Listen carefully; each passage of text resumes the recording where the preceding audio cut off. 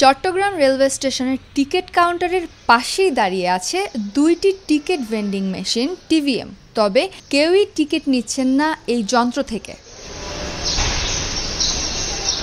অথচ পাশের প্রতিটি টিকিট কাউন্টারে রয়েছে যাত্রীর সারি। কখনো কখনো একটি টিকিট পেতে লম্বা সময় পার করতে হচ্ছে তাদের। তবু কেউই যাচ্ছে না ভেন্ডিং মেশিনে।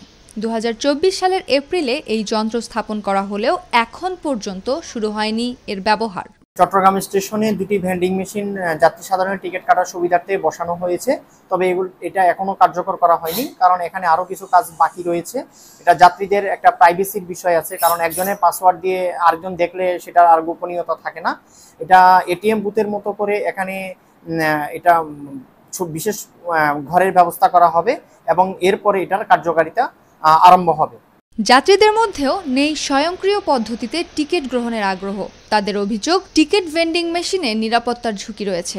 এটি গ্রাহক বান্ধব নয় বলেও মনে করেন তারা। এখানে আমাদের যে সিকিউরিটির বিষয়টা সম্পূর্ণভাবে এখনো মনে হয় না আমার কাছে যে নিশ্চিত, কেননা আমার পিছনে যদি কেউ থাকে সেক্ষেত্রে সে যখন আমি এখান থেকে পাসওয়ার্ডের মাধ্যমে কোনো কিছু টিকিট কাটবো, সে আমার ব্যক্তিগত প্রাইভেসিগুলা নষ্ট হবে এতে, যার কারণে। আর সবচেয়ে বড় কথা হলো, এটা খোলামেলা স্থানে যদি কোনো না করা হয়, বুথ না করা হয়, সেই ক্ষেত্রে এটা কার্যকর হবে বলে আমার মনে হচ্ছে না। এটাতে আপনার 20 টাকা চার্জ নেওয়া হয়। এই চার্জটা যদি আমরা স্টেশনে এসে টিকিট কাটার পরে চার্জ দিতে হয়, তাহলে তো এটার কোনো মানে দেখি না। এটা একটা বুথ সিস্টেম করলে ভালো হয়, যেহেতু এখানে আমাদের অ্যাকাউন্টের কিছু পার্সোনালিটি থাকে। এই তথ্যটা যেন আরেকজন গ্রাহক আমার পিছনে বসে না দেখতে পারে, এই জন্য এটা একটু বুথ সিস্টেম করলে আমার মনে হয় এটা সুফল আসবে। সহজ.com-এর সঙ্গে চুক্তির অংশ হিসেবে রেলওয়ে স্টেশনের টিকিট ভেন্ডিং মেশিন স্থাপনের কাজ শুরু হয় 22 এপ্রিল।